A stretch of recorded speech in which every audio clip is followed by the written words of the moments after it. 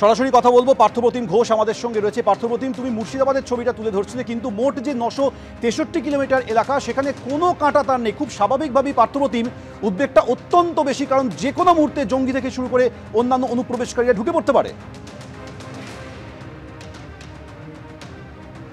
দেখো, নানা সময় যে অনুপ্রবেশের যে অভিযোগগুলো সামনে আসে এবং সেখানে কিন্তু একের পর এক জায়গায় উঠে আসে যে জঙ্গি যোগ, এবং সেই জঙ্গি যোগে পশ্চিমবঙ্গের নাম উঠে আসছে। অনেকেই বলছে পশ্চিমবঙ্গ সেফ প্যাসেজ হয়ে উঠছে জঙ্গিদের কাছে বা অনুপ্রবেশকারীদের কাছে।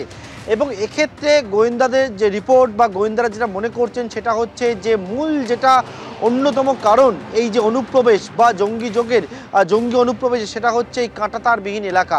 যে কাঁটাতারবিহীন এলাকা থেকে একেবারে সহজেই অনেকেই কিন্তু চলে আসছে অনুপ্রবেশ, সেটা হচ্ছে। তবে এই যে কাঁটাতারবিহীন এলাকা যেটা রয়েছে, সেক্ষেত্রে কি সমস্যা?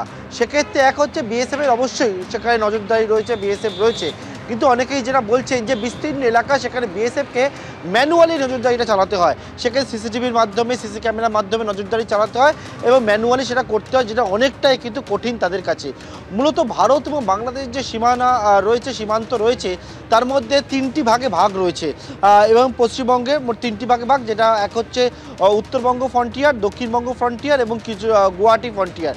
এবং এই দক্ষিণবঙ্গ ফ্রন্টিয়ার, অর্থাৎ যেটা তুমি দেখছো মুর্শিদাবাদের ছবিটি, সেটা দক্ষিণবঙ্গ ফ্রন্টিয়ার মধ্যে পড়ে, যার মধ্যে পড়ে উত্তর চব্বিশ পরগনা, দক্ষিণ চব্বিশ পরগনা, নদিয়া এবং মুর্শিদাবাদ, এই জায়গাগুলি পড়ে। এবং মুর্শিদাবাদের কেন অনেকেই চিন্তার কারণ পরপর একের পর এক ঘটনা, সেই ঘটনায় কিন্তু অনুপ্রবেশের ক্ষেত্রে মুর্শিদাবাদ সেটা কিন্তু শিরোনামে চলে আসছে। এমনকি জঙ্গি যোগ নানা সময় সেই মুর্শিদাবাদের নামে কিন্তু সামনে চলে আসছে। এর মধ্যে একটা হিসাব তোমাকে আমি জানাবো, সেটা হচ্ছে উত্তরবঙ্গ এবং দক্ষিণবঙ্গ এই যে ফ্রন্টিয়ার, যেটা মোট রয়েছে 2217 কিলোমিটার জায়গা। এবং এই 2217 কিলোমিটার জায়গার মধ্যে মোট 900+, অর্থাৎ উত্তরবঙ্গে 375 কিলোমিটারের মতো এবং দক্ষিণবঙ্গ ফ্রন্টিয়ারের কাছে হচ্ছে 538 কিলোমিটারের মতো সেই জায়গায় কিন্তু সেই কাঁটাতার নেই। অর্থাৎ এই যে জায়গাগুলো, এই জায়গাগুলো অন্যতম চিন্তার কারণ। পাশাপাশি যে জলসীমান্ত রয়েছে, সেই জলসীমান্ত তো অবশ্যই সেখানে চিন্তার কারণ।